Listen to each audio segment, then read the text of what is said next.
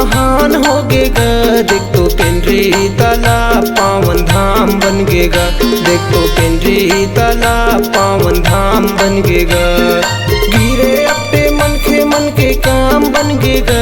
देख तो पेंड्री तालाब पावन धाम बन गेगा। देख तो पेंड्री तालाब पावन धाम बन गेगा।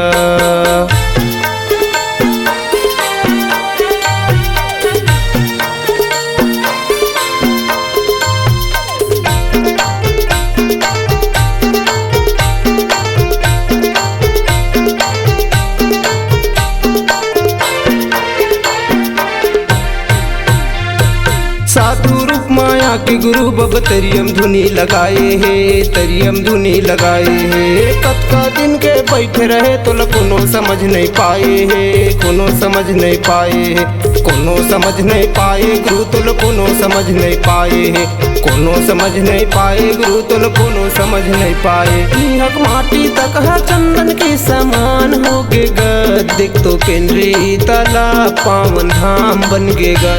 देख तो पेंड्री तालाब पावन धाम बन गेगा।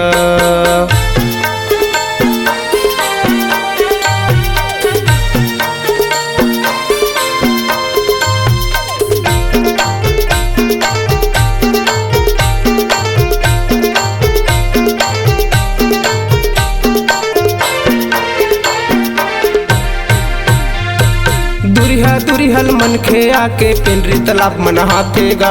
पेंड्री तालाब मन हाथेगा। अद्भुत महिमा तोर गुरु बब दुपीरा बिसराथेगा। दुपीरा बिसराथेगा। दुपीरा बिसराथे सबके दुपीरा बिसराथेगा।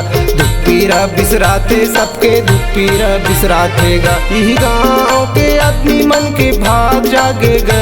देख तो पेंड्री तालाब पावन धाम बन गेगा।